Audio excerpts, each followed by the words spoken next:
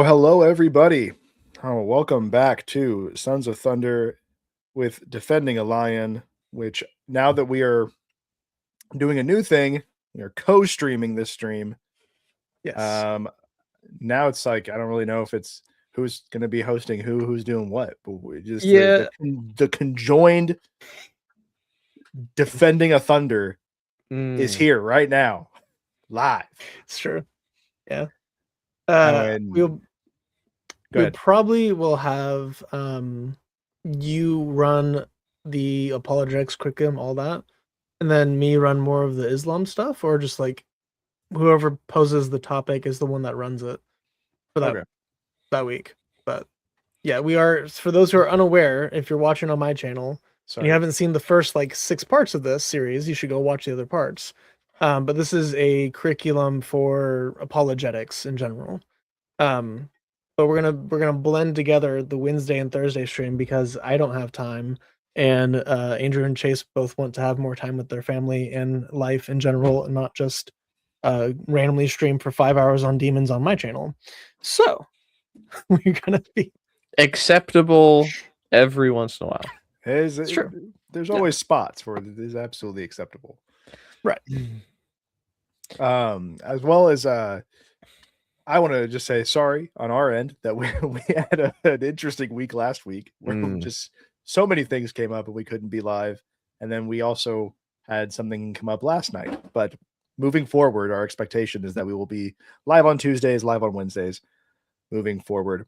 All right. So without further ado, so last week I guess, 2-3 weeks ago, we did the second half of the case for the Bible, and that covered archaeology and prophecy. And so that was pretty much the entire stream, was just focused on archaeology and prophecy.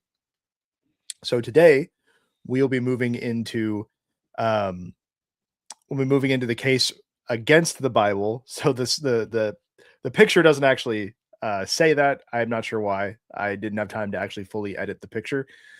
So it's part 2 of the case for the Bible, but it will be the case against the Bible. And so we'll go into some arguments against the Bible. Hello, Emmaus. Hello, Maddie. Hello. All right. Let's pull this up real quick. All right. So yeah, today is going to be primarily focused on arguments against the Bible and what answers would come from that, and how we would navigate those questions. So, as you see, challenges against. So for nearly 2,000 years, skepticism has hammered away at the Bible. As you can see, this man has a comically large hammer, and it looks like he's about to swing it at this, I guess, in proper aspect ratio, comically large Bible. And the hammers continue to break, yet the Bible remains. Well, it became a pickaxe. It became a pickaxe. It was made to appear that way. Yeah. It's okay. It looks like its little health bar has ran out in Minecraft, and it's shattered. He's got to go build a new one. Needs mending on it. And so, what is the case against the Bible? Did you guys like those sound effects? Yeah, I did. Yes. Yeah. It's pretty nice. I can't get over it. I say this every time. I swear this looks like 5 years ago Eminem. Anyways, I was going to say Nick Kroll from Comedy Central, but maybe that's true. I can see that. Thank you, Tommy, for getting us our BB bucks. I appreciate that. Thank you. Our B bucks. That check will be in the mail. All right. Shout out to our sponsor. Anyways, it's been a while since I've gotten shekels. Kind of miss it. It's time. I bet you do. Yeah. So we've got here,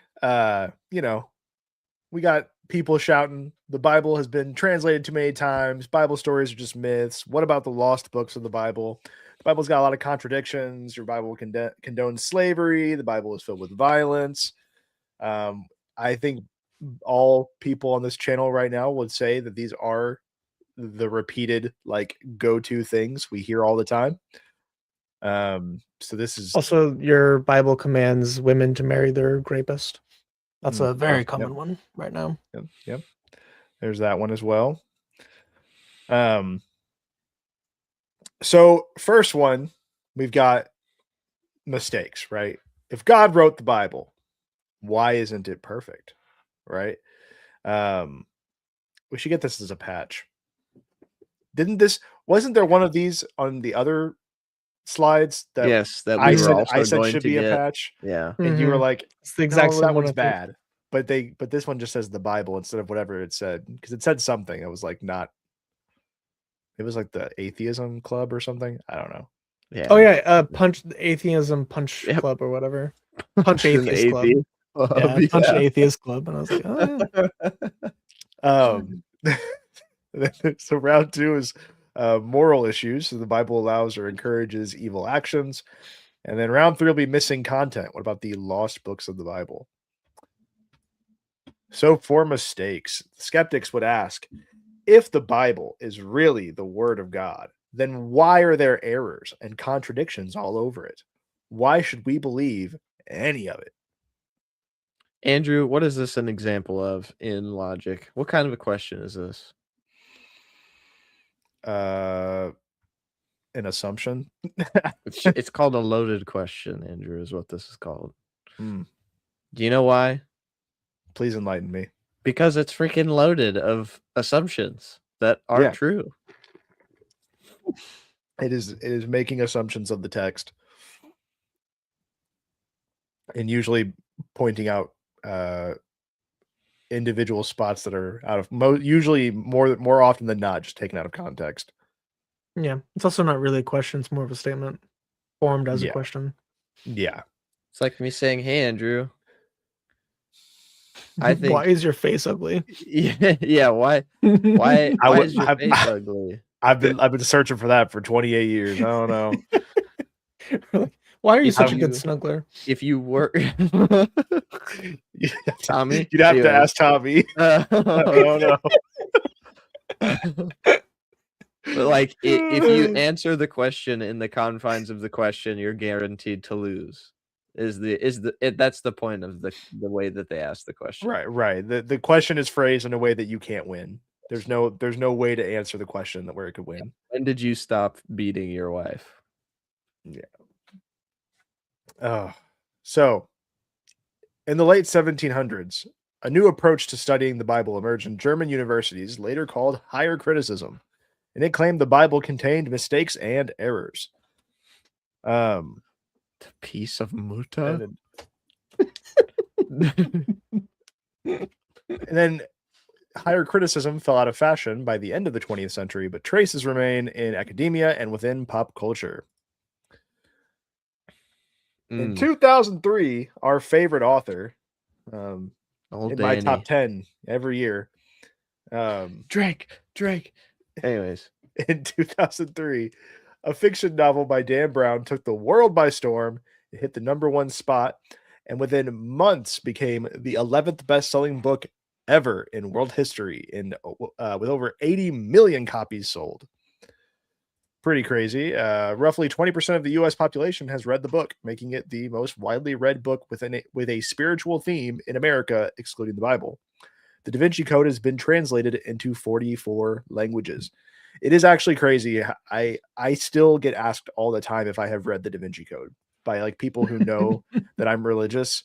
They're like, "Oh, did you ever read the Da Vinci Code?" I'm like, no, so you watched It's a Wonderful Life? Yeah.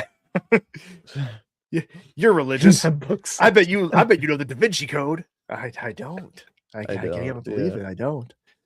I've watched the movie. It's pretty stupid. Yeah. I mean, it makes for an interesting story. It's just not based on reality in any way, shape, or form. But as like a fiction work, it's cool. The whole time, it kind of assumes that he's talking about something that's realistic Right. Yeah. No, it portrays itself as like national treasure. Exactly. Even though like obviously national treasure is also fictitious, but and the is Da way Vinci better. Code is it's actually really well made. I don't know if you've seen it or not. But it does just I don't know. It's already It's better. not good. It's not good. It's got Hold Nick up. Cage. It does have Nick Cage. Wait, are we talking about National Treasure now? Yeah. Okay, you hold on. Are you saying you don't like National Treasure? He's saying it's not as good as the Da Vinci Code, Andrew. No, I was saying Oh. that it's not Well, that I can't speak to that. it's not but that different between them. Some Masada agent. Da Vinci was a Mossad agent. Da Vinci's Code.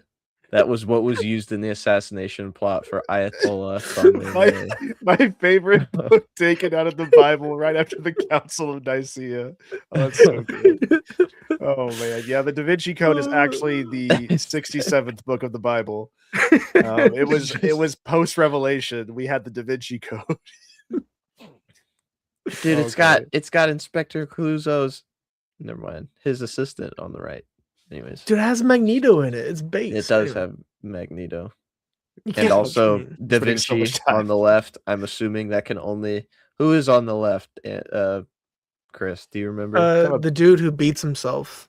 He's a servant Yeah. of the Dan order, Brown. and he scourges himself with a whip. The Order of Saint Dumas. Saint Dumas. Anyway, I'd honestly be more the next Batman. I think I'd be more willing to believe that Jean-Paul Valley and the Order of Saint Dumas were real, more so than the Da Vinci Code was real. they would be much more helpful for mankind than would the Da Vinci Code. Oh man, Da Vinci was Mossad agent, still so good. That's so funny. Oh my gosh, McCain! Oh my gosh, that's crazy. Oh, He knew. Gosh. Oh, this is gonna be a fun stream. All right, it became a blockbuster motion picture in 2006, making it nearly $800 million, and was followed later by 2 sequels. The popular book claimed that much of Christianity is false and that the Bible is an untrustworthy and error-filled book. Very dumb.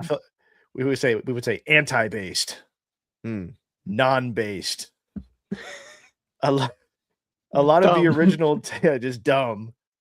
A lot of the original texts of the Bible were left out. In fact, the Bible is a heavily edited manuscript produced during Emperor Constantine's time to convert pagan Rome to Christianity. Understanding that explains so many of the Bible's contradictions. Soy Jack. I actually hear this so often. I had to when I explained the history, and I'm going to say this. I'm hoping to get this guy to see these videos. He doesn't work with me anymore, so I need to like text him and tell him we're still doing this.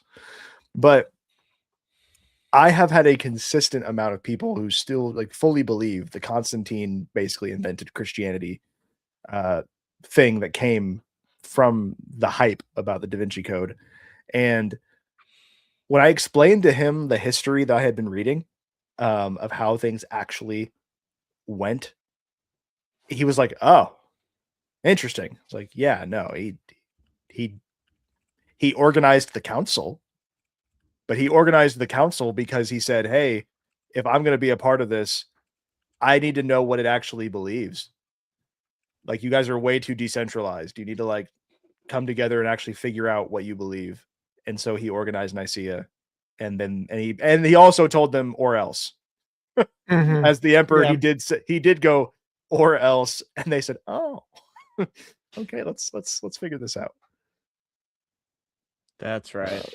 Yeah, I was trying to remember where all glory to Dr. Brown received his information on this groundbreaking work of literary master, just amazingness. Source, I made it up.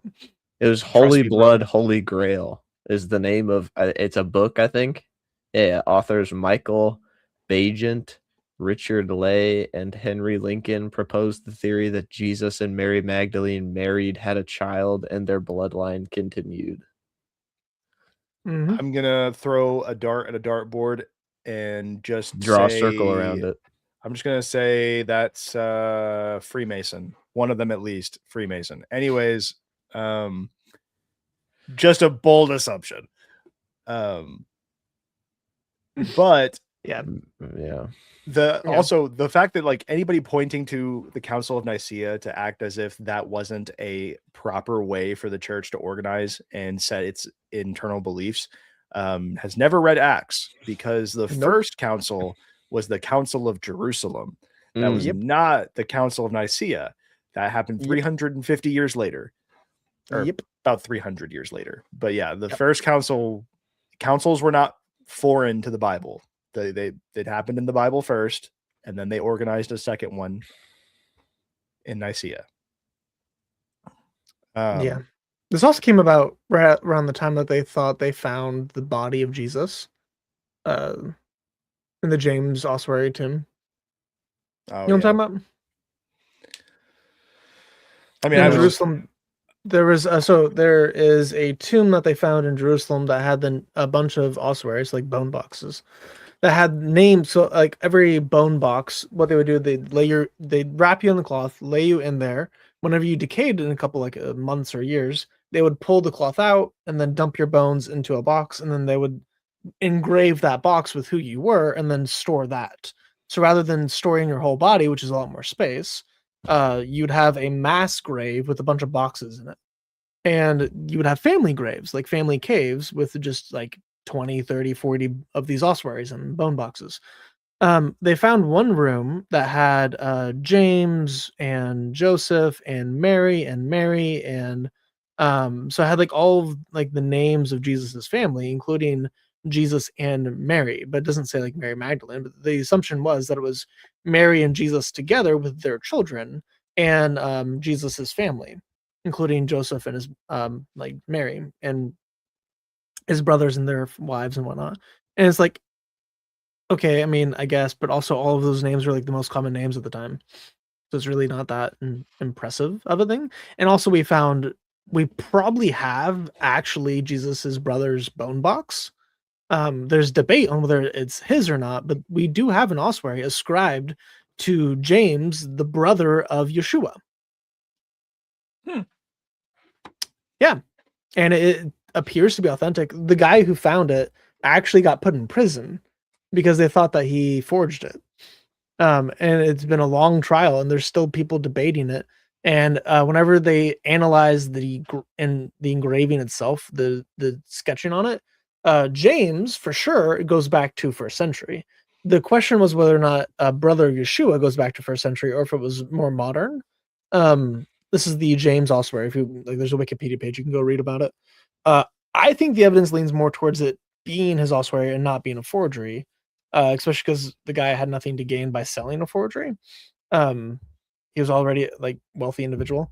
But the etchings itself, if you were to like go past theology, the dating that I believe was the most recent testing on it actually matches closer to a 1st century dating, if not actually a 1st century dating. So we might have the bones of James, but it's James, son of Joseph, brother of Yeshua. So you wouldn't add brother of for any ossuaries, like unless that person was a well-known individual, you wouldn't add family members to it other than father. So the fact it was James, son of Joseph, brother of Yeshua, that's pretty wild. Anyway, it might be. Based on what I learned from the Bethel Ministry of Magic, Ministry of Supernatural stuff, I need to go lay over those bones so I can absorb the spiritual power of James, and then go be a church corrector. Anyways, I don't know if you can still correct see it, them. It is in Jerusalem still. Oh, please correct Bethel first. Oh no, yeah, no. Go lay on the box. Anyone who doesn't know what I'm talking about, look up Bethel Church grave soaking. It'll be a fun experiment. Go Really, look that up just on Google. anything. Like, I don't know if you've seen, they have this video out. Pocket, but they have this video out where it's like their supernatural ministries, like inauguration or like something like not inauguration, but like induction ceremony. And you have all these people walking through, and there's like all these people that got their hands out, and a bunch of people are falling over, and they're all like breathing heavily on each other. It's just a really weird time. Back on track. Sorry, little side thing. Let's be honest, guys. But that before the ossuary is really cool, because if that is authentic, which I think the evidence leans towards it, that's the oldest document or the oldest like physical object we have with the inscription of Jesus on it. So like thinking about it from that sense, like that is the oldest instance of the name Yeshua, like our Lord and Savior, and it also so happens to contain the bones of his brother. It's pretty crazy. That's pretty cool. Yeah. Yeah. Anyway. Sorry. Are there Bible difficulties? Yeah, there are. The Bible is a big book. There are some difficult passages within it. All right. It's not all roses. And it's not all Jesus wept. Okay. There's some long verses that got a lot going on. Just like there are scientific difficulties. Light, wave, or particle, right? Mathematical difficulties. I don't know, math. Right. I guess you can't do that. You can't divide by 0. I don't know. We don't have a number to describe it. Oh. They seem impossible. It's technically the inverse of nothing. So the inverse of nothing would be everything. So if we had a number to represent the universe, that would be divisible by 0. Oh. Right. We just don't have that. This is why I keep smart people around me. I don't know what I'm talking about. That's why I got slides. That's why you got K-pop here. Yeah. How is the number 4 half of 5? Oh, wait, hold on. What did I? Some difficulties. I didn't even read this one. Some difficulties seem impossible to reconcile. How is the number 4 half of 5? There's no way to solve that. It's impossible. And in Roman numerals, 4 is half of 5. That is okay. All right.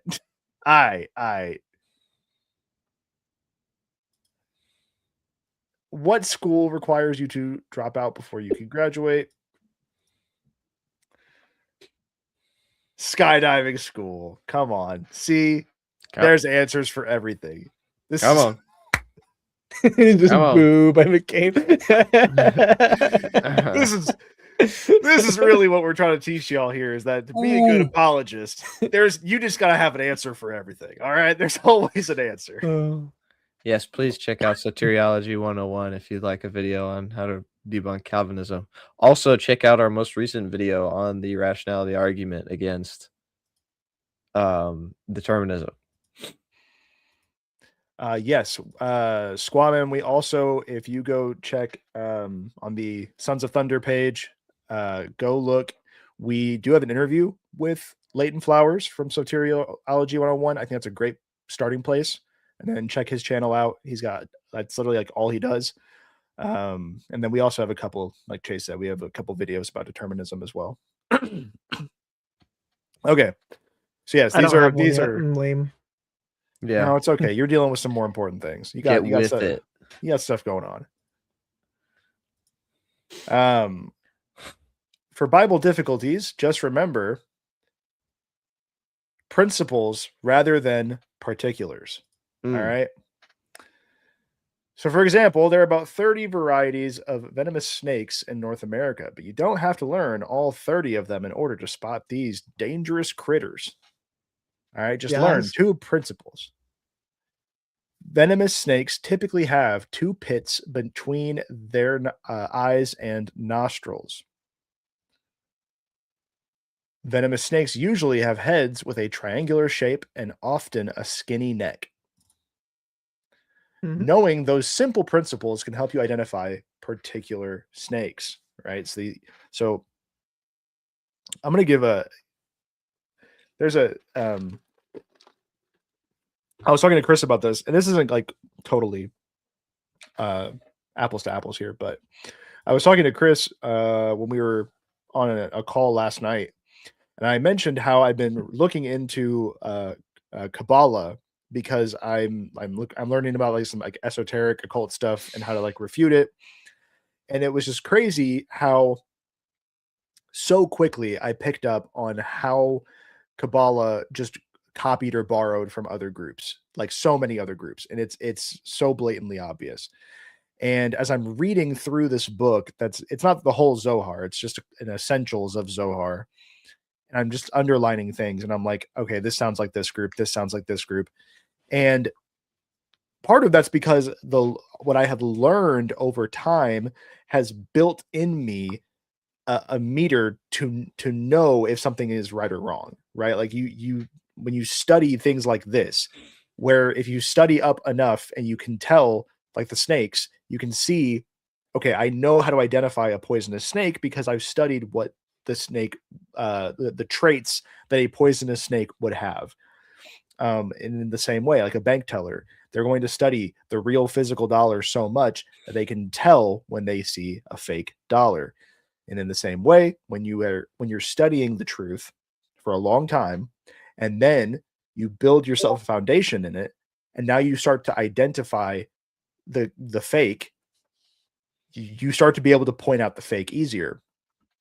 But I had gotten that book a long time ago, and I told Chris I'm really happy I didn't read the book when I bought it because it was almost a decade ago at this point that I got the book, and I didn't know anything about Judaism, Islam, um, Zoroastrianism, Mormonism. Like I didn't know hardly anything, 10 years ago, and I would have read the book and thought it was like I don't think I would have believed it, but I would have thought it was more like profound or, I can tell now that it's like I'm like laughing as I'm reading it because I'm like, oh my gosh, this stole from like everything.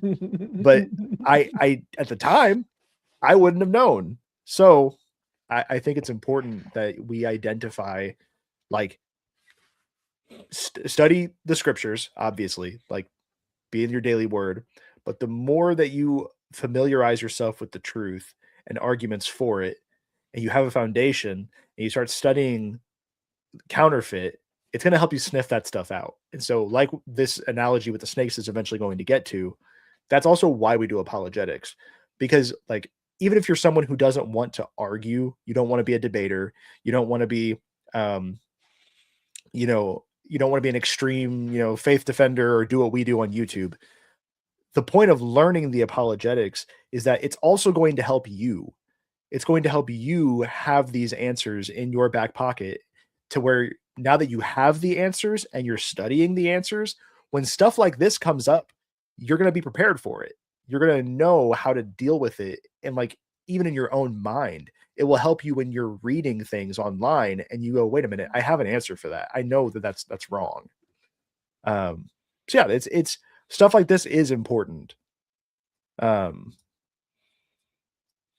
I just, we have to be good about studying consistently because it's so easy for things, especially like when you're just flooding your mind with stuff from the internet. Eventually it's going to get to you. And some stuff, I've had moments where I thought something was true until I really sat and thought critically about it. And I was like, oh, well, no, that can't be right. Yeah, it's I think somewhere in the super based book, but it says that, the first opinion always seems correct until it's challenged. That is a pretty based book. I know which one you're talking about. Mm. I may not know math, but I know that Bible.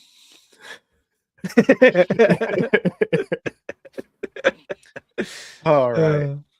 So likewise, I do think it's funny. It's a very quick tangent.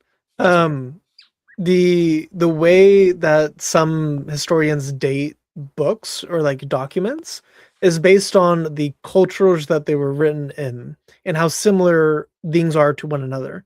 So like the Zohar, for example, is a product of its time. And whenever you look at man-made material, you can always spot when it was made based on what was happening in the world.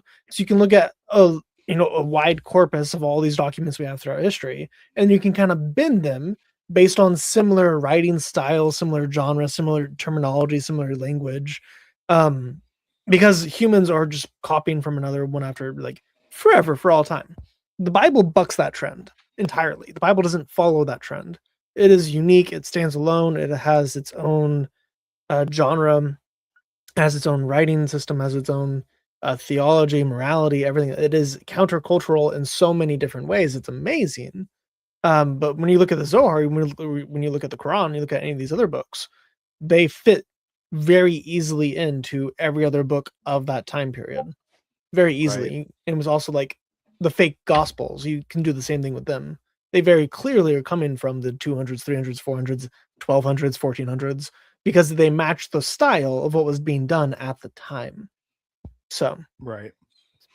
Well, cool. Something else I thought was interesting when you said, just you saying that reminded me. So when I was reading it, one of the chapters that I just finished was talking about their origin story and how they believe everything came in. So guys, I promise we will get back on apologetics. This is not going to be the Zohar stream. I promise one will come. We will do some esoteric streams. I told Chase it's going to happen.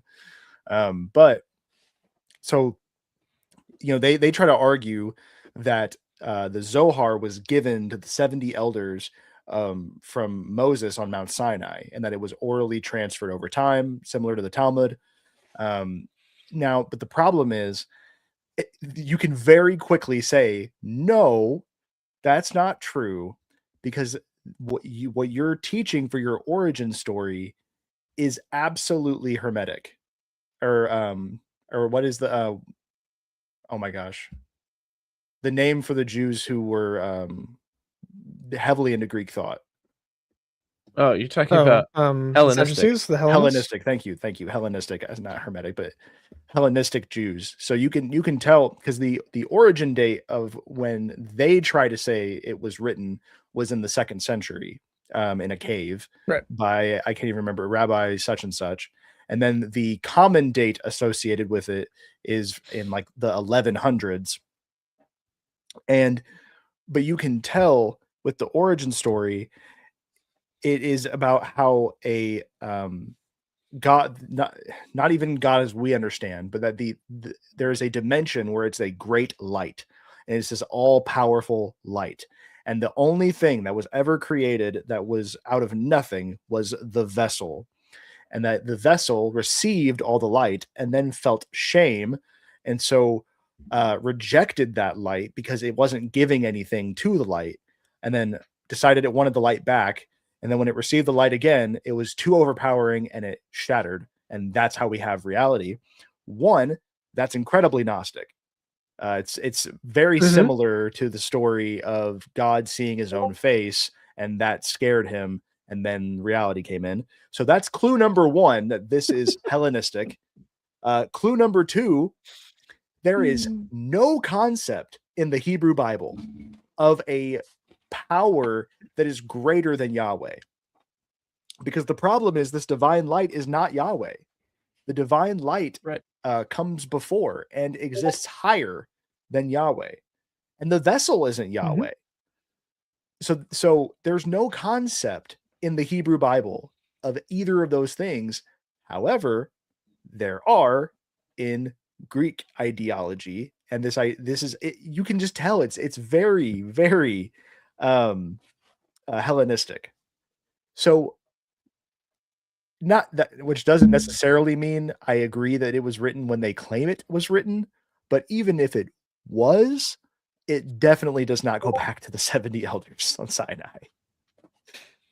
All right, Zohar rant over. But I guess what I want to say, even like the fact that I even went on that little rant, is just to say those are the indicators you can use. Like reading that, it didn't take me very long to just straight up say, oh, this is wrong. Like this is a lie. And that's just based on internal criticism. Like I don't even need to go outside of the book I'm reading to just be like, oh, this is a lie. Okay. Oh my gosh. Wrong one. Oh, what? Hold on. I am small. I am big. There we go. All right. Small. Okay. So yeah, this is what I was talking about. Learning a few simple principles can help us deal with biblical difficulties. All right. So principle number 1. Difficulty does not equal a contradiction. Just because something is difficult does not necessitate that it is a contradiction. So here's an example.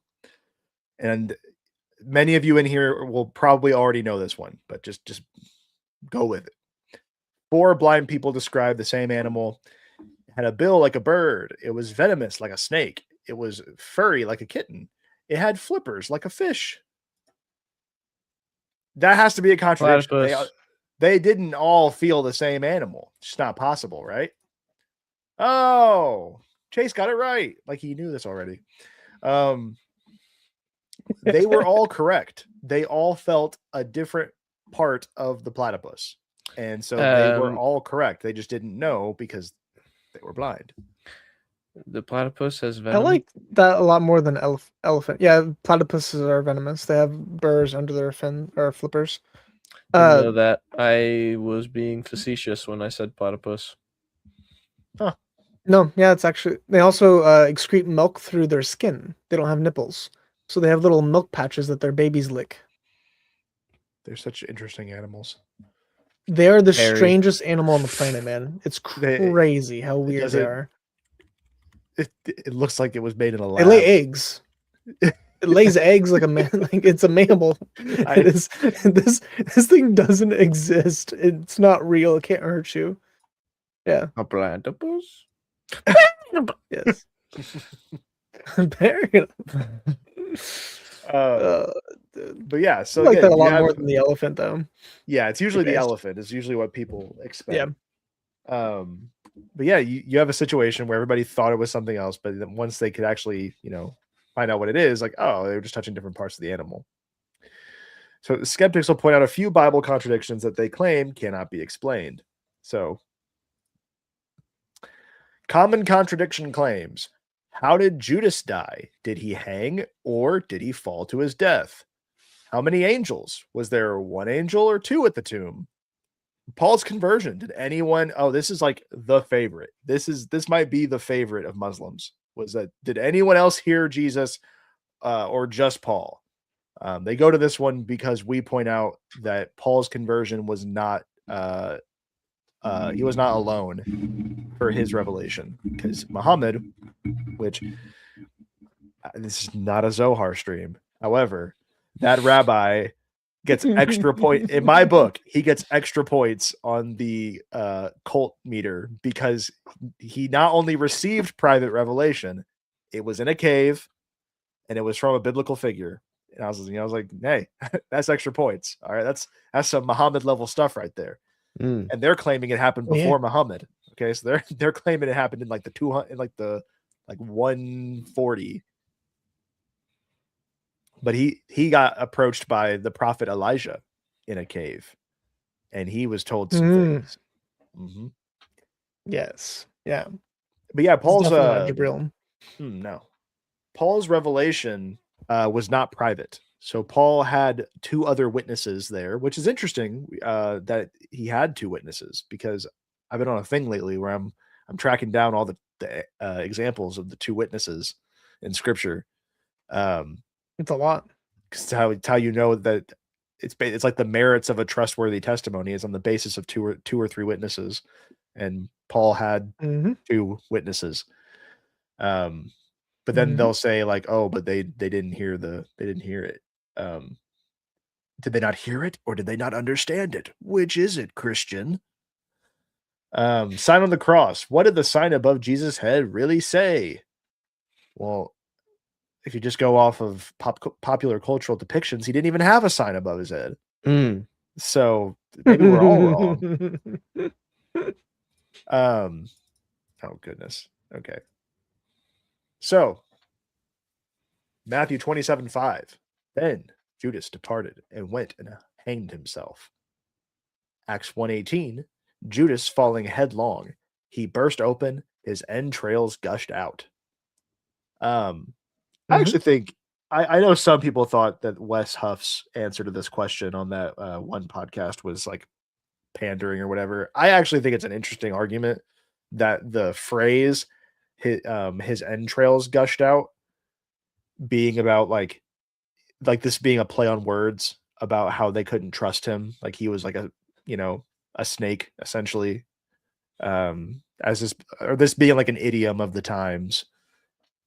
I think that's an interesting argument, but obviously, what would you guys do with these? What do you do with these two verses before I say anything else? I've never heard the version. I didn't even I didn't hear Wes give it either, so I'm not sure exactly what you're going on about that. But the way that it's usually harmonized is that Judas hung himself, and then later on he fell off the tree, and then his entrails burst open because he's already bloating. So whenever you bloat and you have an impact, the body pops. And if you've never had the displeasure of witnessing it, it does in fact out of you. Wow. So, yeah. Well, yeah. I mean, normally I just reject the Bible. No, okay. But yeah. Yeah, that's why I got cut off there. Yeah. Right. Note taken. Papias, one of John's disciples, recorded that Judas hanged himself and wasn't discovered for a while and went to pieces and when they cut him down. Yeah, well, he's not in the Bible. So yeah, so just both things happened. Yeah, this is no reason why it's exclusive. One that I heard was like one says he hung it, one says he died in a field, and one was I'm sorry. It wasn't run over with a chariot during the ordeal. It's like, and another thing. Have you? Oh wait, you guys know the scene in SpongeBob when Squidward is they're camping outside their houses, and it's the sea bear episode, and like he just keeps getting attacked by the sea bear. He's like, "What did I do that time? Oh no, maybe he just doesn't like you." That's how I felt about, and a chariot ran him over. Just it's another sea bear attack. Oh yeah, another sea. Yeah. I've also heard people say, "Well, how could Judas hang himself in a field?" There's a field, and I'm like, there's trees and fields. And then you can have a tree. It's not like nowadays where you can just go through with an excavator and like rip up all the trees. Like there were trees. I feel fields are naturally occurring things. They're not have to be human made. If you don't have enough water in an area, there's not going to be a forest. So you'll just get a field, and there'll be one or two trees that pop up during it that are sucking up most of the water. The reason why there's not a bunch of trees because there's not enough water in the area. But all fields have trees unless they're managed by humans. Just because birds poop everywhere, and squirrels and deer and everything else. I feel like for this one, this kind of like this picture kind of gives away the answer, because obviously this is made more plausible if you have a much higher up elevated tree. That's true. He's also on a mountain. Yeah, so it's like even like, for someone, if the tree is not that far off the ground, they might just be like, oh, it wouldn't cause him to, just burst open like that. Chris, you gave a good answer there, but for me, like right now, if I'm looking at this picture, like, oh well, yeah, that seems incredibly plausible that that once the rope snapped, like he just, Well, even if you get the right amount of bloat in a person, you just poke them with the stick, they'll actually pop. They'll poke. They'll explode open because of the pressure. There's so much gas in their body. They're pressurized. Oh yeah. So if you push a pressurized object, it pops. So if you pushed a dead body that's been dead for about 2.5 days, and you just poke it. You can poke it with your finger, and it's really gross. It'll just so. Yeah, because the gas can't escape through his throat anymore because it's closed off with the rope. So is the butt. So is the booty. And so I also want to say before we move any further, obviously we only have 4 that we're going through. There are others like this, but there's ones in like Chronicles and Kings that it's the same thing. Like they're not. Chronicles and Kings are written at different times by different people, accounting the same events with slightly different perspectives of the event. So you'll have retellings of both. That you'll have the same story in both, and some of the details will be different. That's not a contradiction because it's from two different perspectives. Yeah, and two different focuses. Chronicles was much more history focused than Kings was. Yeah. Well, so even like the numbering differences, there's differences in how those cultures numbered things. I forget how what the name of the king was, but there's one where a king gets shot with an arrow, and it said one says he died upon impact. The other one says that he made it back to Jerusalem and then he died. Is that Josiah? Maybe. And I was arguing with someone and I was like, okay, so he died. And they're like, yeah, but where did he die? I was like, okay, well, I don't know. It says he died. It said one says he died in the valley, and that could be what he truly could be what he believed. Was that, oh, he died in the valley, and the other one could have said, oh, I heard that he died when he made it home. But either way, guess what? He's dead. He died from an arrow shot. It's a pretty accurate recording. I can attest that he did die from an arrow. Right. And one most could be of the deaths of arrows would not be instant. It would be either through infection or slow bleeding out. Right. Even if he just died within a couple of minutes on a chariot. I could believe that one author just wrote, hey, he died. But that doesn't mean he 100% died at that very moment. Right. But that arrow was the cause of his death. So that's not a contradiction. According to tradition, Judas hanged himself above the valley of Hinnom on the edge of a cliff. Eventually, the rope snapped, which caused the lifeless body of Judas to fall headfirst into the field below. And as Luke described, Matthew does not deny that Judas fell and had his entrails gush out, and Luke does not deny that Judas hanged himself. In short, Matthew records the method in which Judas attempted his death, while Luke reports the end result. Is somebody sharing Discord audio? I'm pretty sure it's Andrew. Oh, hold on. Sorry. Okay. I did not realize that it would share any audio that was coming through my computer, not just the slides. PowerPoint. But it's also something to think about is the perspective of the writer of the gospel author. Is that like Luke is coming into the scene with no prior knowledge and is being given information and then just documents it. Whereas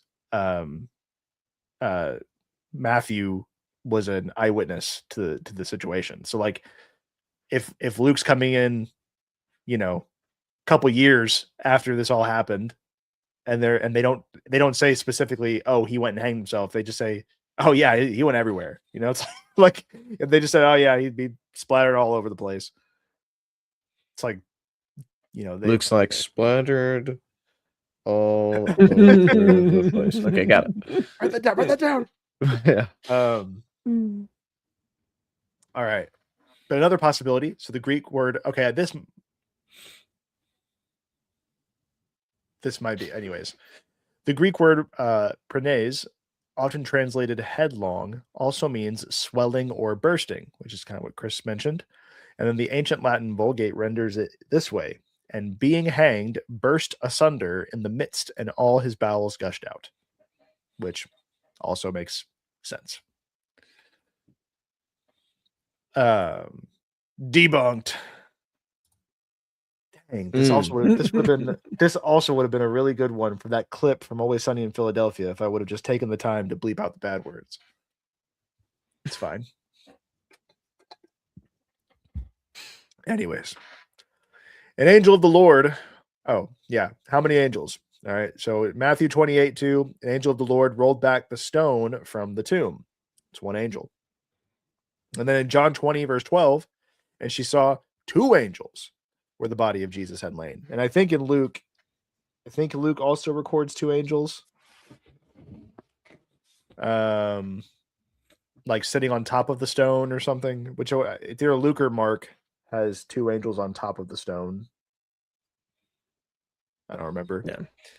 But anywho, which is it?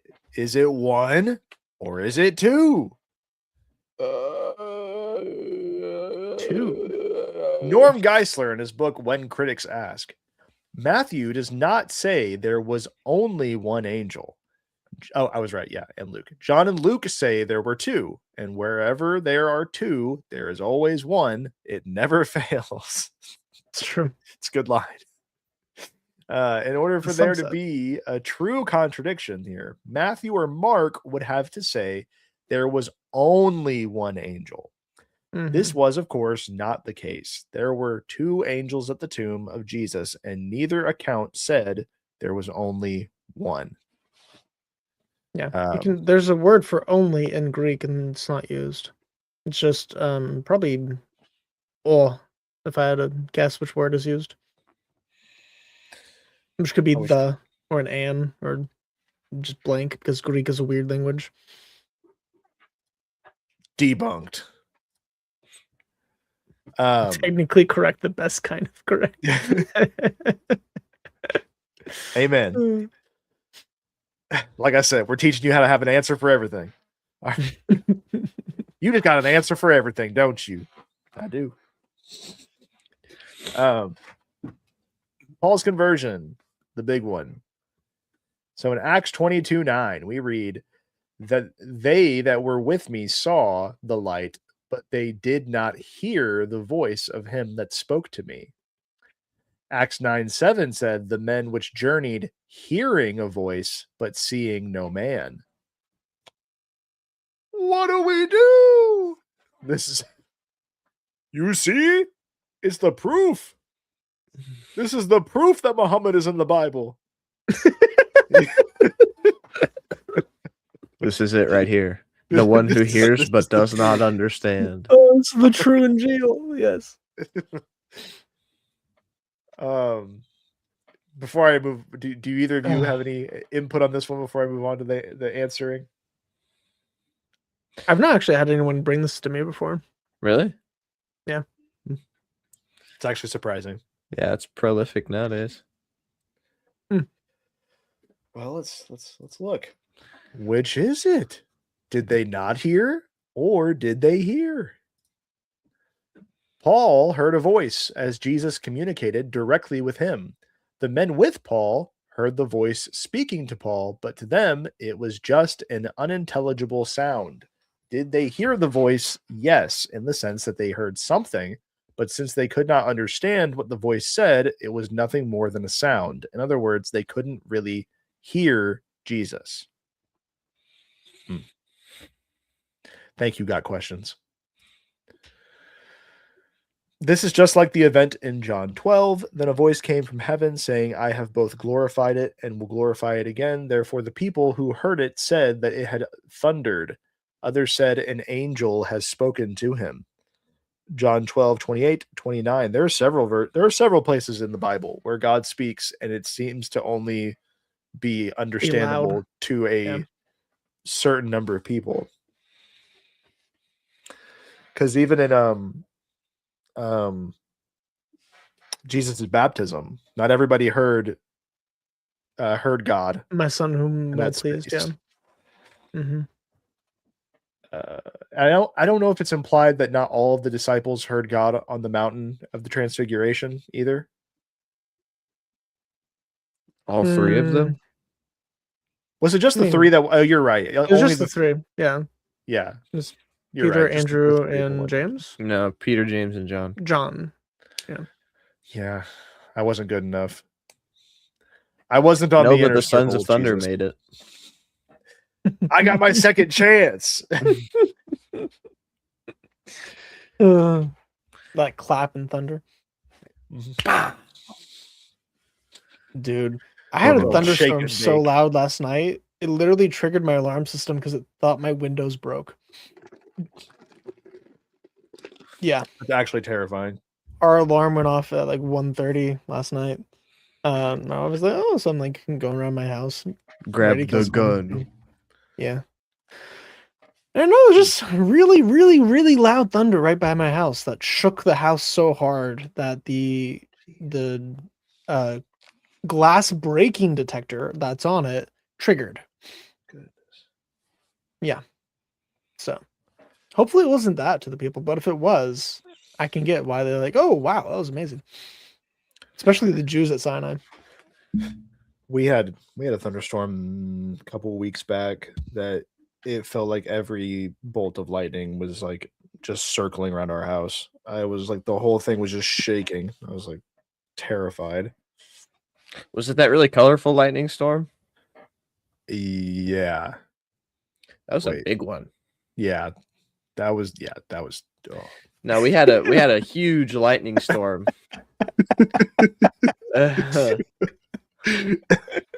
We had the clouds are speaking unknown languages again. I don't know what to do.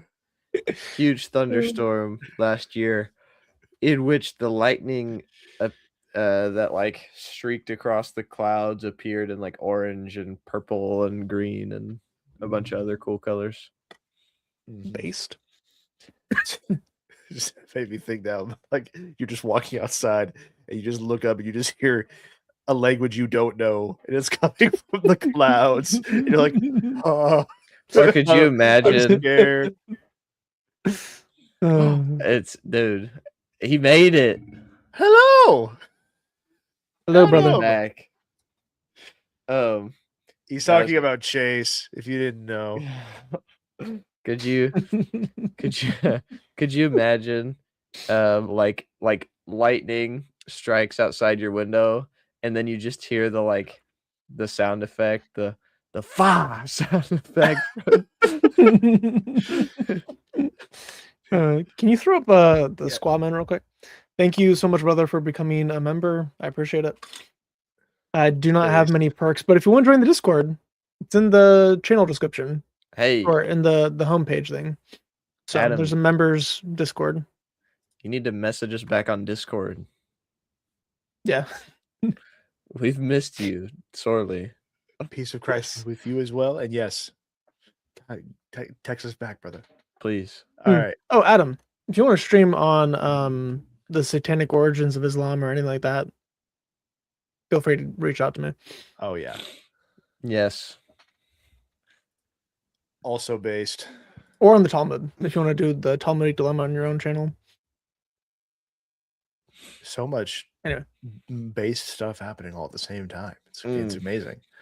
All right. Finally, both of these accounts of Paul's conversion were written in the same book by the same author. Does it make sense that Luke would say two completely different things? No. That is funny. That is funny to me that one of the biggest contradictions they're trying to point out happened in the same book. That they are being recorded by the same author who apparently forgot what he wrote. Listen, Muslims, I understand. I understand. A holy book is hard to hold on to and control and keep track with. And so, yeah, there were times that Muhammad wrote something and he forgot what he said earlier and he contradicts himself later. I get it. All right. Luke is a little bit more buttoned up. All right. Luke's history is pretty solid. He does a pretty good job. Yeah, Luke's just different. All right. He's built different. I'm sorry. Yeah. To be fair, though, he wrote it in a much shorter time than Muhammad was writing his because he would do it for like 22 years. Yeah. And supposedly, according to the Hadith, he would go like years without any ayah being revealed. And then he would just reveal like multiple surahs at the same time. So, I mean, to be fair, Luke probably also wasn't taken by violent seizures during his times of writing the literal Bible. Right. Are you preoccupy himself with children? Right. Are you discounting Revelation right now? Are you trying to smear marrying 6-year-olds? Probably wasn't a whole lot of that in Luke's life. God, I hope not. Yeah. So that was immoral according to the Romans and Greeks and Hebrews. So. And the Jews. Yeah. And yeah. Like there was no culture that was super fond of that type of yeah. Yeah. Now they did that with boys, but again, the boys would be like at 8, 9, 10, 11, 12, like still a bit older than Aisha. But yeah, Luke was just waiting for his child bride to scrape the, No, come on. He might have had dirty robes at times. You never know what he was Hey, but who doesn't? Not the They're way a lot of Muhammad traveling. did. All right, they're a lot of traveling. Doesn't? Not the same. But he had to follow Paul around and just document all the stuff he was doing. Yeah, for like a little while. Yeah, a little bit. Anyways, all right. Understanding. So Luke meant two types of hearing: perceiving sound, and then understanding a message.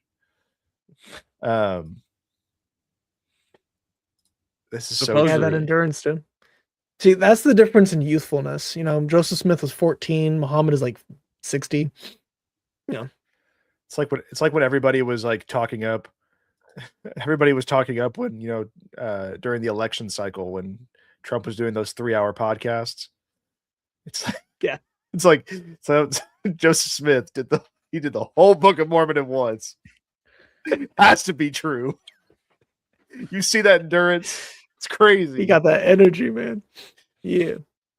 Wouldn't let anybody look at never. It, the juice box energy from being a 14-year-old. I'm gonna write that for Jacob Hansen, and I'm gonna send it to him as his next like debate argument. I'm like, this is prime stuff here. This is good. Huh.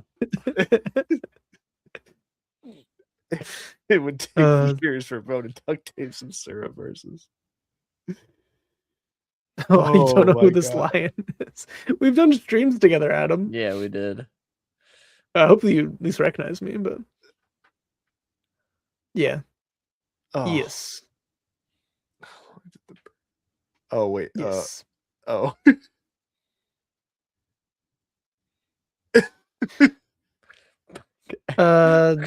Couple of years. Your English, first of all. But yeah. Oh, the channel. Yes, that's awesome.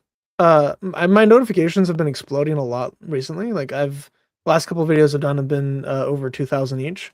So yeah, it's expanding. I think YouTube's no longer mad at me for all the corn streams that I did. Because I just kept talking about adult content.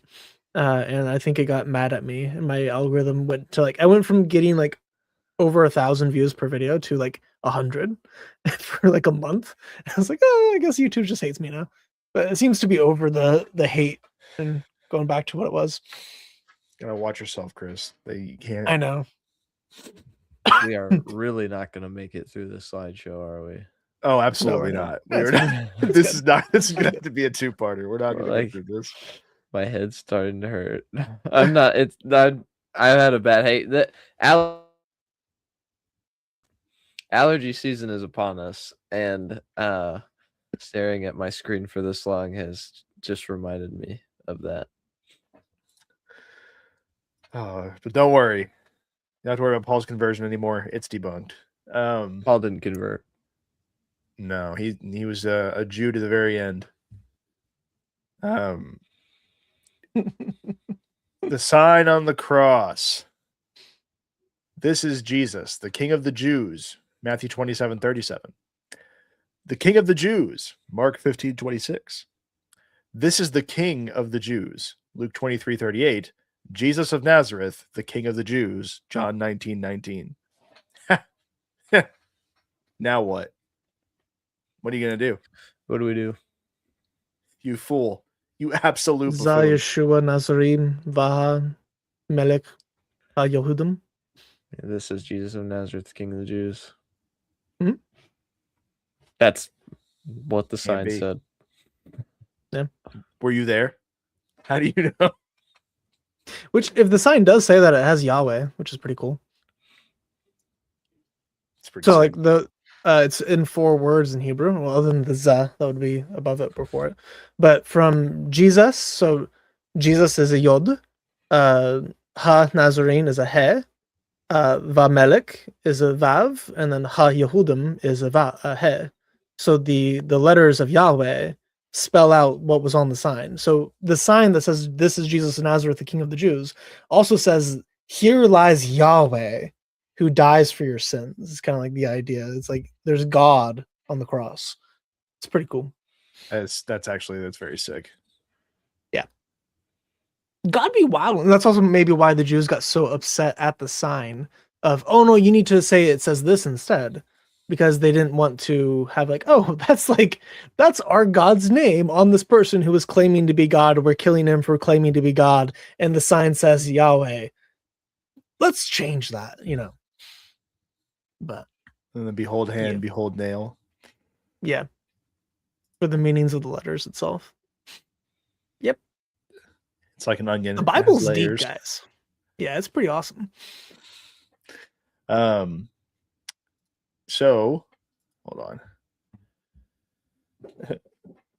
Matthew contains this is Jesus, the King of the Jews. Mark, the King of the Jews. Luke, this is the King of the Jews. John, Jesus of Nazareth, King of the Jews. So at least we know all four contain this. Yeah. King of the Jews. Yeah. Yes, Chase, did you have a... No. Everybody, you heard it here first. But seeing the sign above Jesus' head doesn't say any of that. Of that clearly authentic picture taken in 33 to 5 AD. So yeah, it doesn't say any of what you just said.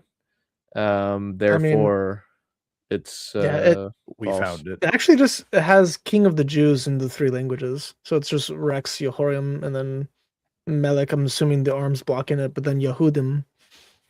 So instead of it being the INRI, it's just the RI. It was in Latin, Greek, and Hebrew? Yeah, it's Latin, Greek, and Hebrew. Yeah. So the typical one that the Catholic Church uses is the INRI. So Yesuus, Nazari Rex, which means king, and then Yehoram, and it's the Jews. So in Latin, it's that, and then in Hebrew, it's just Yahweh, and then in Greek, it is different. What would that be like? Iota. It'd still be like IN. I don't remember king in Greek. Why don't I know king in Greek? Okay, anyway, I'll move on. I'm gonna Google it now. Where does it say that it was written in those? I thought it was Greek, Hebrew, and Aramaic. It might have been Aramaic, but it was the language of the Jews. Basilisk. Makes sense. Maybe not.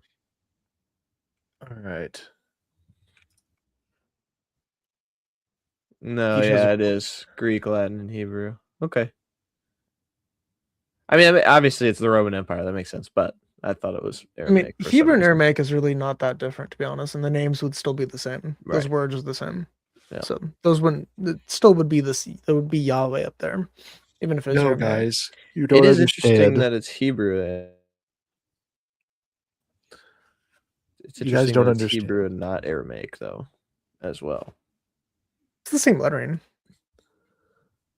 You guys just don't. You don't get it. You don't get it. Okay, these were Jews from Palestine. Okay, that never met a Greek person in their life and couldn't speak Greek. They were dumber than doorknobs. Okay, they could not understand Latin. Okay, so I'd be surprised if they even knew they had their own language. They probably didn't even know Hebrew. And then I realized, it's my fault, my volume. Yeah. I'll never get over that argument of being told that Hellenistic Jews didn't know Greek. Oh, no man, chance. So funny. That's so no chance they knew Koine Greek. Yeah, dude. Yeah. And they were Christians. American Christians could have read English. They weren't in Judea. They were in Palestine. The place that didn't exist yet. Brother, it's crazy. Like, no. You don't understand, Andrew. They all spoke King Jamesian English. Of course, Greek didn't exist at the time. Yeah, what's Greek? Yeah. Right. Yeah. Yes. Yeah. Yeah, absolutely. I am such a I'm such a a moderate when it comes to like a lot of things, just because I try to be like, I focus way more on like Christianity and debating Christianity than I do politics. But goodness gracious, sometimes you just get to the point where you're just like, listen here, snowflake. All right, there was no darn Palestine. All right, it was Judea. All right. Palestine didn't exist until way later. Yeah. And then it stopped existing for a while, and then it became a thing again. The earliest you can even argue is like 150 with like the Syria Palestina is like if you're trying to really stretch it. And he tried saying he actually tried saying it was a Greek colony. And I said, okay, that's Philistia. That is true. I was like, what you're saying is Palestine is actually Philistia. But that is a real thing. Right. That did happen. They did get conquered by the Greeks. Yes, again, they did get conquered by the Greeks. It changed. What Philistia by Rome. Well, Judea did. Judea got conquered by Alexander the Great. Right. So the whole thing with the pig happened, and the Maccabees. No. The Maccabees happened because of the Greeks. Right. Which is why Alexander the Great's in the Talmud, and also why he's in the Quran. But yes, Goliath is quote unquote Palestinian because he's from Philistia. Yeah. Which is funny because if Buddy admits that the Palestinians are Greek colonists, then they're not Arabs and they haven't always been there. Yeah. Mm-hmm. Yeah. Yeah. We actually have a stream on that if you want to go check it out with Usama. Thank you so much. Thank you. Seth, bro. But the thing about that too, hold on, I got off track. I was gonna make a joke. I got really serious there for a joke. Off of IP's debate with Libiano when he mentioned how when the Turks conquered the Byzantine Empire, that the first emperor referred to himself as a Caesar and thought that they inherited the Roman Empire and they were like the successors of Rome, and everybody like said he was lying, and they were like, "Oh, we was Romans, and we was Greeks, we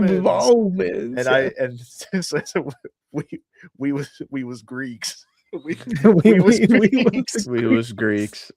Crazy. That's the proof. Palestinians. That's the proof. All right. Anyways, back on topic. The whole statement may have read, "This is Jesus of Nazareth, the King of the Jews." In this case, each gospel is giving the essential part, the King of the Jews. But no gospel is giving the whole inscription, but neither is any gospel contradicting what the other gospels say. The accounts are divergent and mutually complementary, not contradictory. All right. And so this is like, it's actually one of the things I think is so interesting about the gospels. In a legal scenario, you actually would not want all four of your witnesses giving you the exact same story.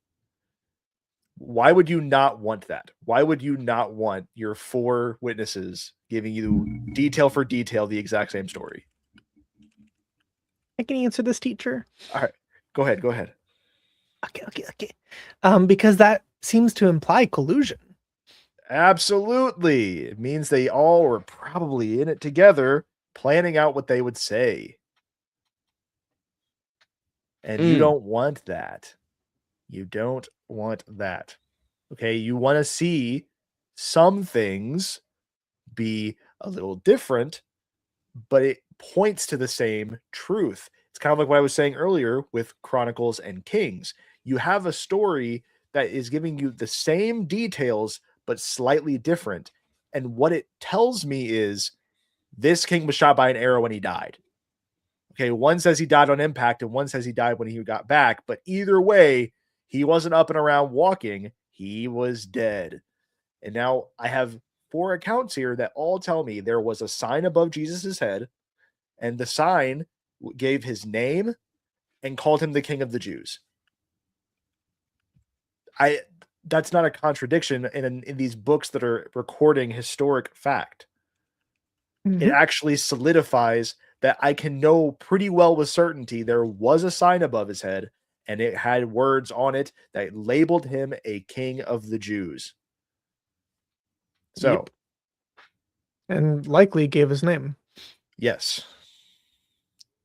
If the four authors of the Gospels, oh, I'm so sorry, Warner Wallace. If the four authors of the Gospels had written precisely the same words throughout their Gospel accounts, skeptics would be no more confident in their content. In fact, critics of the New Testament would be even more vocal in opposition that the Gospels are appropriately nuanced, just like all multiple eyewitness accounts. Mm-hmm. His book on the topic is really based, by the way. Real quick about this whole Josiah being killed at Megiddo or in Jerusalem.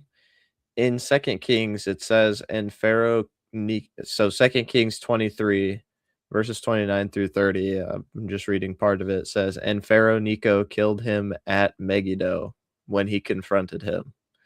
And then 2 Chronicles 35, verses 23 and 24 says, and the archers shot King Josiah.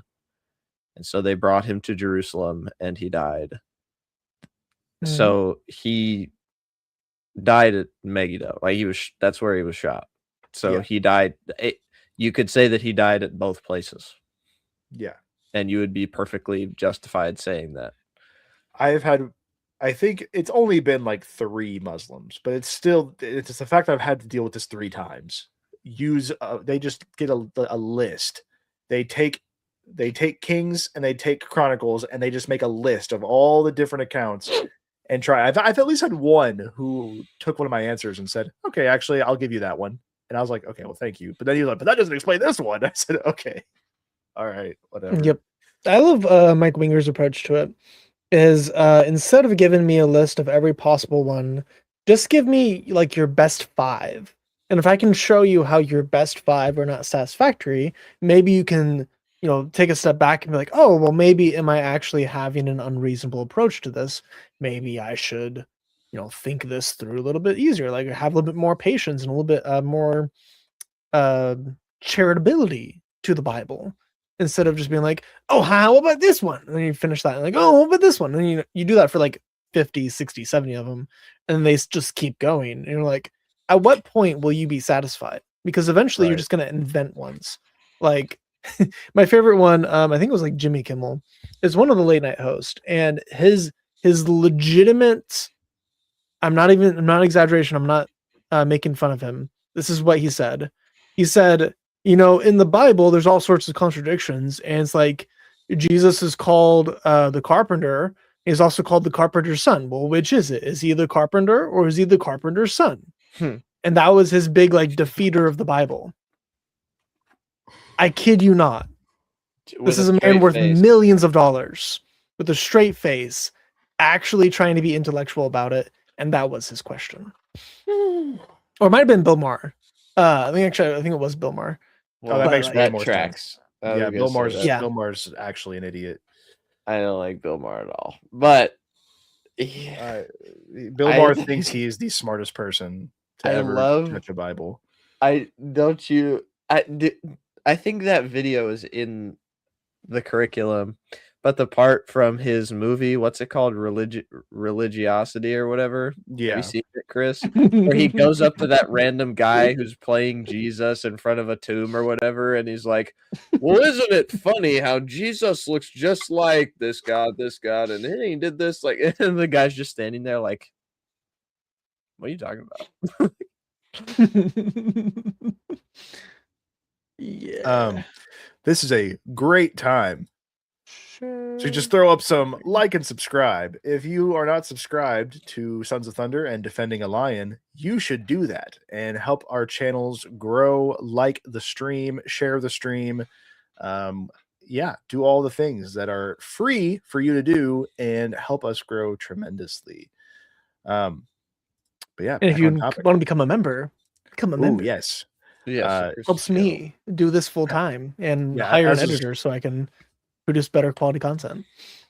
As of right now, Sons of Thunder has no membership program. So go to Chris and give him all your support. And if you want to support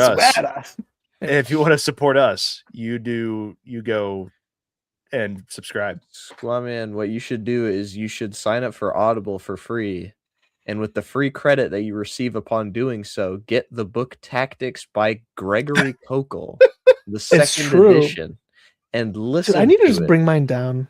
All right. I just think it's funny. I gotta go pee anyways. I'm gonna go get my Tactics real quick.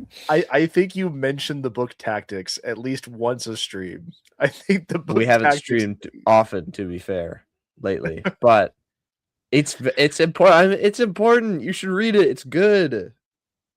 To me, like, it's not like you're listening to a textbook like I am right now. I'm literally on Audible, straight up listening to a textbook, but it's a book that you can listen to. Thank you. I learned from the school of Colin Cowherd on how to weave an ad into a video. Oh man. Okay. Well, while Chris is doing that, let's get back a little bit to the slides. So what do all of these examples demonstrate? Yeah. Oh, sorry. I think it's supposed to move into the slide. The different viewpoints for the same event, right? So you have different accounts at different details, not contradictions. If Chris is going to be gone, I'm also going to be gone for a second. All right, fine. Get out of here. Let's see. Can I just make it like just me? Can I like... Yeah, it's just me now. Streaming all by myself until these guys get back from their little potty breaks. I don't take potty breaks. I don't need a potty break. All right, I'm built different. So I'm gonna tough it out. Why are there 4 gospels? All right. Oh no. Oh no. Follow my dreams. Oh, this.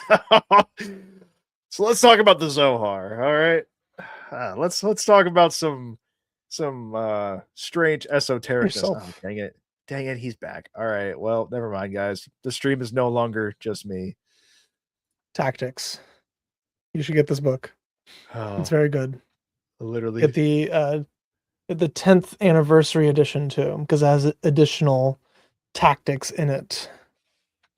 But I'm just gonna keep this downstairs. I keep referencing it, never have it next to me. Anyway, sorry. I also have some other pretty cool based apologetics books near me. Like The Absurdity of Unbelief. That's a pretty fun one. Okay. Yeah. It's a Christian apologetics worldview. And it's just, I love how every single chapter of it is just like the irrationality of postmodernism, the irrationality of all non-theistic religions, the irrationality of Islam, the irrationality of Judaism, the irrationality of Unitarian monotheism, and then like supported by reason and evidence, and it just goes through. It's a pretty cool book. Good place to buy Christian books is the bookstore near you, or Amazon, whichever of those is available. But Amazon will sell anything that is in a bookstore for nearly the same price. Unless you go to like secondhand places, which will probably be a little bit cheaper. But Books A Million and what's it called in America is really good. What? I'm terrible about... My wife always makes fun of me because I am the person who will use whatever is near them as a bookmark. I never finished this book, and everybody can judge me. That's okay. The Reason for God by Timothy Keller. I never actually finished the book, but what I thought was very funny was I had a bookmark in here. That bookmark was, I won't show the name of it, but it is a checkbook. It is a checkbook. I still have like active checks in here. This book hasn't been touched in years, so I started reading, stopped reading, put a checkbook in here, and then it was my I lost that checkbook. That was gone. That's so funny, dude. Also, I was trying to find like a good apologetics book I have on my shelf, but then I noticed, what was it? Oh, there's a I have a jump scare. Hold on. Hold on. I probably need to get rid of this. I've got Jesus Among Other Gods by Ravi Zacharias. Oh, Ravi Zacharias. Yeah. Yeah. Not quite in It is good what it graces is. anymore. Yeah. Oh, that's funny. I mean, same thing with Dr. Brown, where it's like he made so much great content to talk to Jews, and it's unfortunate. Yeah. This is what it is. Oh. Yeah. We have Steven said time to build a boat whenever I went to go pee. On my channel on Monday, whenever we stream the Bible, every single time I go pee, he's been like slowly like Fight Club conditioning my audience to try to overthrow the government and the world. And it started with building a boat to like sail to my house. And I cut him off on Monday, but he actually made like a picture book with the plan on how to do it. And I come back while he's doing it like midway, and he like quickly puts it down and goes, Oh, that's so good. It was so funny. Oh, I need to see all of the picture book. Yes, sorry, Anyway. Chase. While you were gone, Chris was showing off his books, and I was looking for an apologetics book, and I realized I still have Jesus Among Other Gods by Ravi Zacharias. I was like, "Ooh, jump scare!" And yes, the man himself absolutely had some terrible things. It doesn't mean the arguments he made were necessarily wrong. I have one from that era that's a palate cleanser, which is more than a carpenter. Love that book. So I have random apologetics books littered around my desk. Because I don't have a bookshelf in here, so they just exist here. But then I got a couple Bibles in here, and also a book that I don't know if I'd actually recommend to people, but Mathematics Proves the Holy Scriptures by Ivan. The Rule of 19. It kind of is that, yes, but it's for Hebrew and Greek. Listen, you can tell a book is gonna really get you somewhere. The simpler the cover. The more the cover does not look like it is made for mass production, you can tell that book's going to take you places. All right, this is the back. It's like the back and then the front, and it's like there's no spine on it either. It just exists. Some of the like densest theological books I have, like not like even necessarily in size, but like the ones that just like rocked me, right? Have like literally just the cover's just green with a white text box, and it's like, all right, this is the book. That's the author. The dude wrote it in a prison cell in like the 1900s Russia. Just going through the scriptures, and has like his handwritten notes in it that are all like squiggly and just counting out numbers, and it's an interesting read. I don't know if I would use it to prove the veracity of the Bible. Is that in my notebook I lost in school? Chris found it. I did find it. I've read I've actually highlighted sections of it. It's like you found no, Andrew, help me. What's his name? Oh, in Harry Potter, whenever he finds the notebook. Oh, Tom Riddle. Tom Riddle. You found the old Riddler's book, bro. Oh, I am Voldemort. I'm Lord Voldemort. Riddler. Yeah. Wait, not everyone knows that yet, Chris. Oh wow, what a spoiler! Oh man, dude, I'm spoiling a 20-year-old, 30-year-old book. No, you can't now. There's a new TV show. It's embracing a whole new generation of fans with Black Snape and everything. All right, we're not going down that road. Isn't everyone like gay and trans? I mean, probably. I mean, that's kind of like. I hope so. Harry deserves like Dumbledore, to be a queen. Dumbledore's gay. Really? Well, okay. Yeah. To be fair, J.K. Rowling. Okay, well, hold on. Time out. J.K. Rowling stole that from a fan who just said that. She just said that there was a fan at a meet and greet, or like it was one of those like Comic-Con events, and I don't know if it was specifically a Comic-Con, but she was at a screening, and somebody shared a fan theory that Dumbledore was gay and whatever. And I'm more than positive she literally just listened and went, yeah. And then that retconned the story, because I'm pretty sure there are several instances that like she got caught like literally just stealing fan theories and just making that part of the story. I said all of that now on stream, so this is absolutely falsifiable of a claim. You can go look, and if I am proven wrong, April Fools, guys. If I was right, heard it here first. All right. No, but do you know it's even okay with this new onset of Harry Potter BS? I highly suggest all of you go watch Mashal, which is just so much better. Mashal's pretty funny. Yeah, that's my wife loves Mashal. That's it is so. It was for a time my favorite.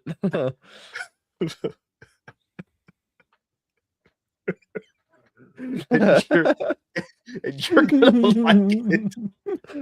Oh, this is getting out of hand. Although J.K. Rowling, I think, does hate trans people, so you can only be gay and lesbian. Well, she just hates transgenderism, just in general. Right. She's a TERF. Yeah. She's a trans exclusionary radical feminist. Let me see here. How much? Where's the surf?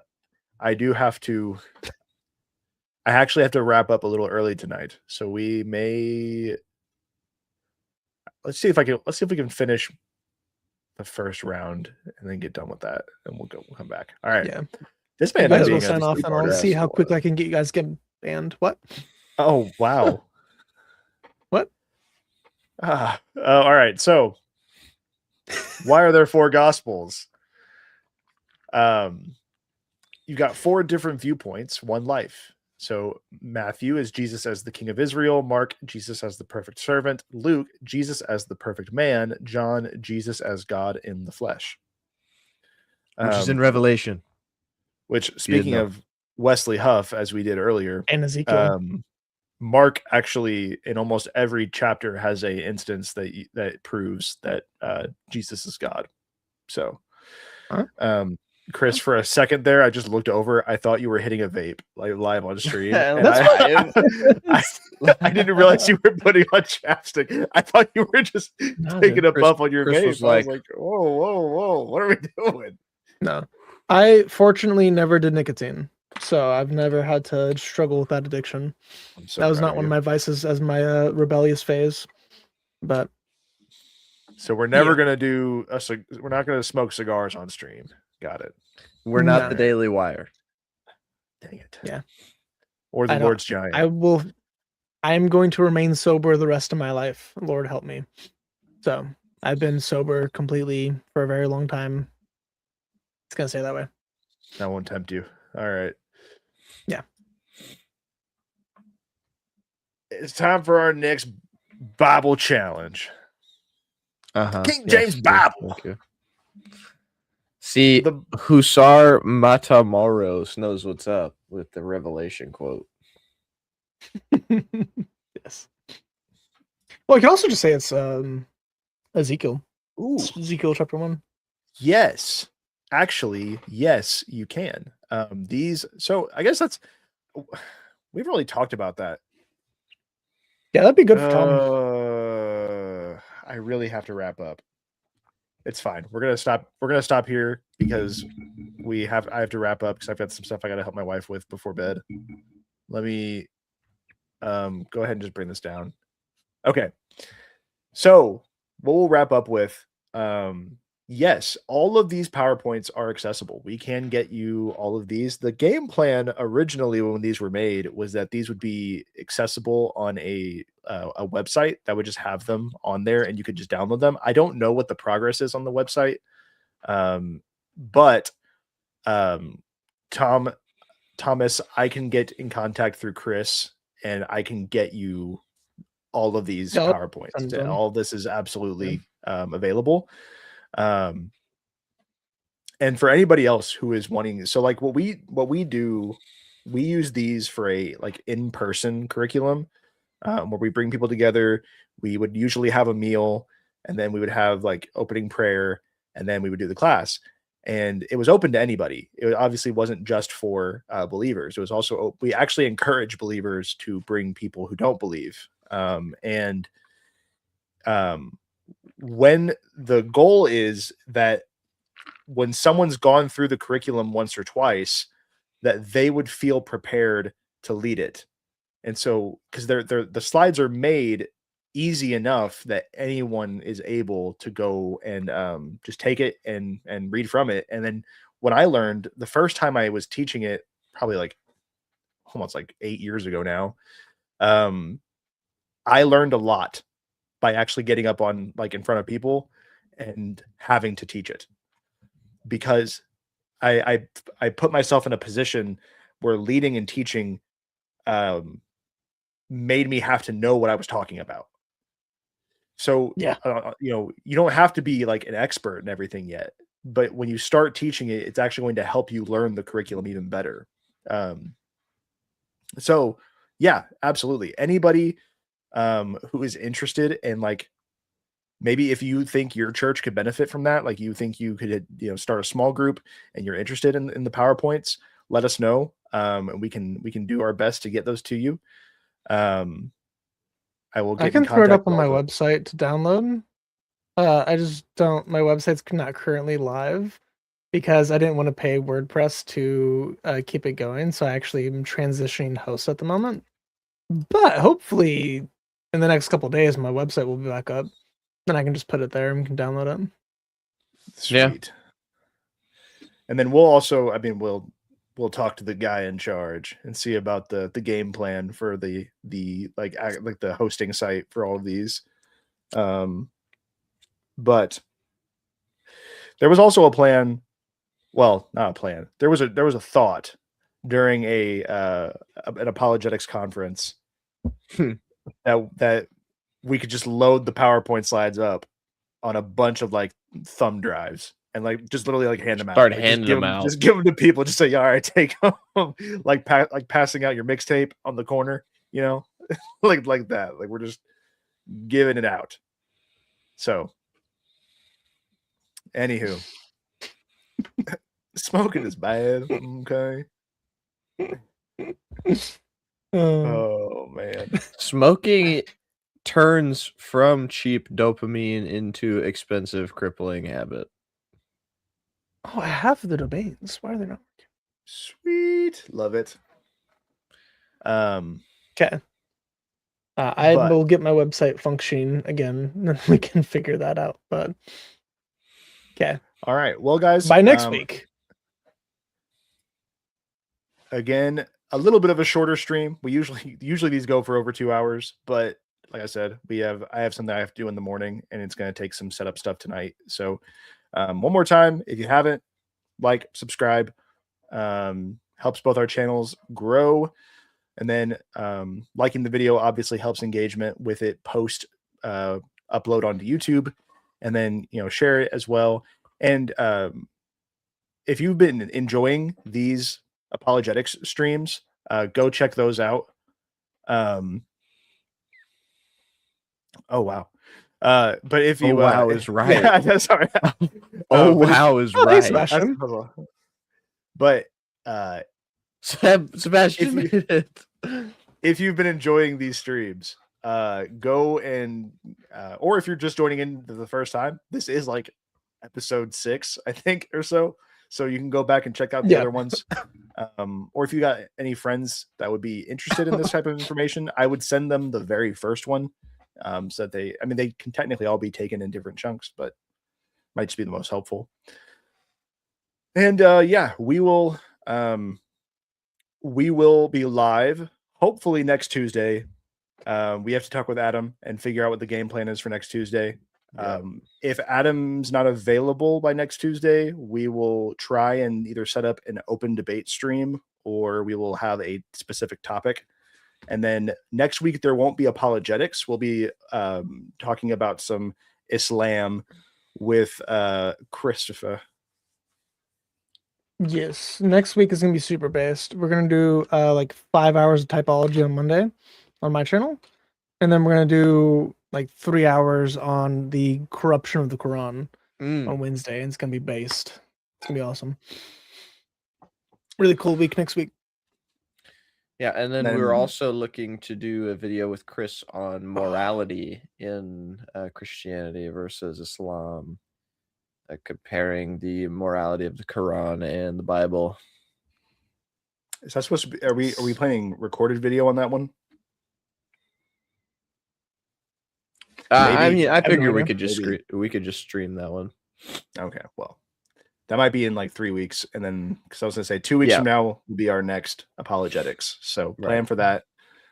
2 Wednesdays from now, we will be back. We'll make it as far through the case against the Bible as we can get. I think this is probably going to end up being a threefer, but that's okay. That is okay. All right. Well, hey guys, this was awesome. This was a fun night. And we will see you all next week. Peace. Peace. See you. And